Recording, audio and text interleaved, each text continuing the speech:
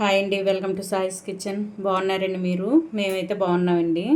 ఇప్పుడైతే మీకోసం నేను ఒక పకోడా రెసిపీ అయితే మీకు ఇప్పుడు చేసి చూపిస్తానండి. డిఫరెంట్ స్టైల్లో మనం శనగపిండితో చేసుకుంటాం, ఇంకా బియ్య పిండితో కూడా చేసుకుంటాం. కానీ ఇప్పుడైతే నేను మైదా పిండితో పకోడా వేసి చూపిస్తానండి.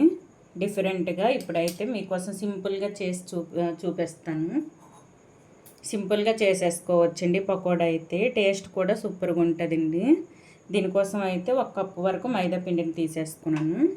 చూడండి, 1 కప్పు మైదా పిండి తీసేసుకొని ఇప్పుడు ఒక మిక్సింగ్ బౌల్ తీసేసుకొని ఇందులో ఈ మైదా పిండిని వేసేసుకుందాం.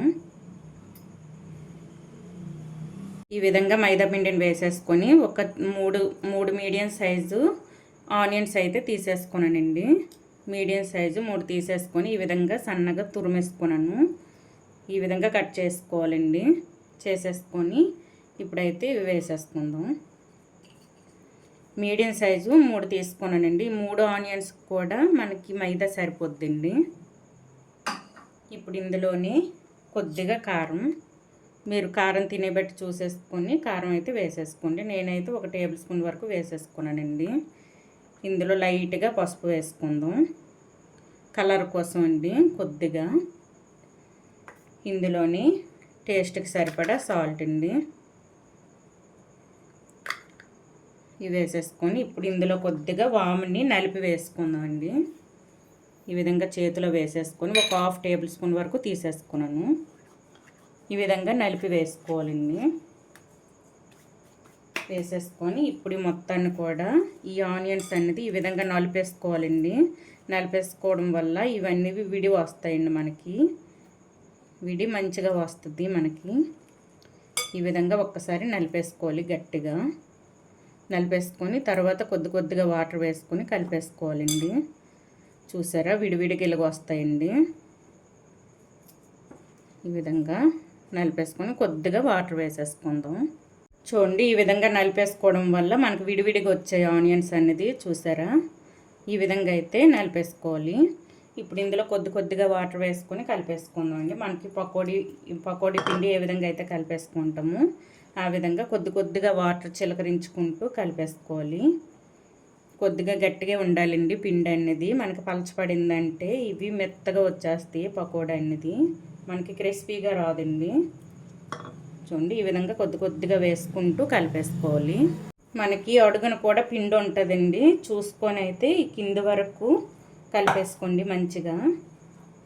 చూడండి, మనకైతే ఈ విధంగా కలిపేసుకోవాలండి. మరీ పలచగా కాకుండా ఈ విధంగా కలిపేసుకోవాలి. ఇప్పుడు ఇదైతే పక్కన పెట్టేసుకొని ఆయిల్ కూడా నేను వేడి చేసేసుకున్నానండి. ఇప్పుడైతే వేయడం స్టార్ట్ చేద్దాం. చూడండి, ఈ విధంగా ఉండాలండి మనకి. చూడండి, ఆయిల్ కూడా మనకి వేడైందండి. ఇప్పుడు పూర్తిగా ఇది సిమ్లో ఉంచేసుకొని పకోడా అయితే వేయడం స్టార్ట్ చేద్దాం. ఈ విధంగా కొద్దిగా తీసేసుకొని వేసేసుకోవడం అండి. నార్మల్గా మనం పకోడీ ఏ విధంగా అయితే వేసేసుకుంటామో ఆ విధంగా వేసేసుకోవాలి. కొద్దిగా వేసేసుకోండి. ఈ విధంగా నలుపుకుంటూ వేసుకోవడం వల్ల విడివిడిగా వచ్చి మనకి పకోడా అనేది క్రిస్పీగా ఉంటుందండి. ముద్దగా ఒక దగ్గర పడకుండా ఈ విధంగా క్రిస్పీగా వస్తుంది. అంతే అండి. ఇప్పుడైతే వేసేసుకొని మంచి గోల్డెన్ కలర్ వచ్చేంత వరకు అయితే వేయించుకోవాలి. ఈ విధంగా కొద్దిగా ప్యాన్కి మనకి ఎన్ని పడతాయి అన్నీ వేసేసుకొని మంచిగా వేయించుకోవాలండి. ఇప్పుడు ఇదైతే ఒకసారి కలిపేసుకుందాం.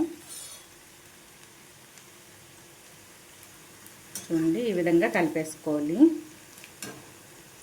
కలిపేసుకొని 2 వైపులు కూడా తిప్పుకుంటూ మంచిగా క్రిస్పీగా వచ్చేటట్టు వేయించుకోండి.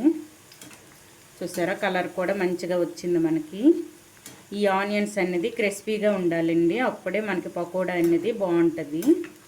పచ్చిగా ఉండేటప్పుడు తీసుకున్నారంటే మనకి క్రిస్పీగా రాదండి, మెత్తగా ఉంటుంది తినేటప్పుడు. అందుకోసం ఇప్పుడైతే ఫ్లేమ్ పూర్తిగా మీడియంలో ఉంచేసుకొని ఇవి మంచిగా వేయించుకోవాలి. చూసారా, ఈ విధంగా వస్తుందండి. మనం పిండి ఈ విధంగా కలిపేసుకోవడం వల్ల మనకి విడివిడిగా వచ్చి క్రిస్పీగా వస్తాయి. మనకి ఆనియన్స్ కూడా మంచిగా వేగుతాయండి. ఇప్పుడు ఇదైతే మీడియంలో ఉంచేసుకొని మంచిగా వేయించుకుందాం. చూడండి పకోడా అయితే మనకు వేగిపోయిందండి. ఇప్పుడైతే తీసేసుకుందాం. చూసారా మంచి క్రిస్పీగా వేగింది. ఈ కలర్లో వేగేటప్పుడు తీసేసుకోవాలండి. మనకి ఇది చల్లగా అయిన తర్వాత కరకరలాడుతూ బాగుంటుందండి పకోడా అనేది. ఈ విధంగా తీసేసుకుందాం. చూడండి ఈ విధంగా తీసేసుకొని ఒక ప్లేట్లో వేసేసుకుందాం అండి. చూసారా, ఇప్పుడు ఒక ప్లేట్లో వేసేసుకుందాం. సేమ్ ఇదే విధంగా చూడండి ఇంకొద్దిగా పిండి ఉందండి. ఇది కూడా సేమ్ ఇదే విధంగా వేయించి చూపిస్తానండి. చూడండి రెండో వాయి కూడా ఈ విధంగా వేసేసుకొని ఇది కూడా సేమ్ ముందు నేను ఏ విధంగా అయితే వేయించుకున్నానో అదే విధంగా వేయించుకోవాలండి. మంచి కలర్ వచ్చేంత వరకు, మంచి గోల్డెన్ కలర్ వచ్చేంత వరకు వేయించుకోవాలండి. క్రిస్పీగా ఉండాలి మనకైతే. ఇవైతే వేయించి చూపిస్తాను. చూడండి చాలా టేస్టీగా ఉండే మనకైతే మైదా పిండితో చేసిన పకోడా రెసిపీ అయితే మనకి రెడీ అయిపోయిందండి. ఈ విధంగా అయితే చేసేసుకోండి. టేస్ట్ అయితే సూపర్గా వచ్చిందండి. బయట మనం పకోడా కొన్ని టేస్ట్ అయితే వచ్చిందండి. సూపర్గా ఉందండి. మనం శనగపిండితో చేసిన పకోడీ కంటే ఈ మైదా పిండితో చేసిన పకోడా అయితే సూపర్గా ఉందండి. కానీ ఇవి ఎక్కువ పిల్లలకైతే పెట్టకండి. మైదా పిండితో చేసుకున్నాం కదండి, అందుకోసం పిల్లలకి ఎక్కువ అయితే చేసి పెట్టకూడదండి. అప్పుడప్పుడు అయితే పర్వాలేదు. ఇదైతే టేస్ట్ అయితే బాగుందండి. డైలీ ఇవ్వకుండా అప్పుడప్పుడు అయితే చేసి పెట్టుకోవచ్చండి. టేస్ట్ అయితే కొన్న వాటిలాగే ఉంది పకోడా అయితే. ఈ విధంగా అయితే చేసేసుకోండి. వాము మాత్రం స్కిప్ చేయకుండా వేసుకోండి. వాము వేసుకోవడం వల్ల మనకి డైజెషన్ ప్రాబ్లం అనేది ఉండదండి. అందుకోసమని నేనైతే జీలకర్రకు బదులు వామునైతే వేసేసుకున్నానండి. ఈ విధంగా అయితే చేసేసుకోండి. ఈ మైదా పిండితో చేసిన పకోడా రెసిపీ కనుక మీకు నచ్చినట్లయితే అండి లైక్ చేయండి, షేర్ చేయండి, నా ఛానల్ను సబ్స్క్రైబ్ చేసుకోండి. ఓకే, బాయ్ అండి.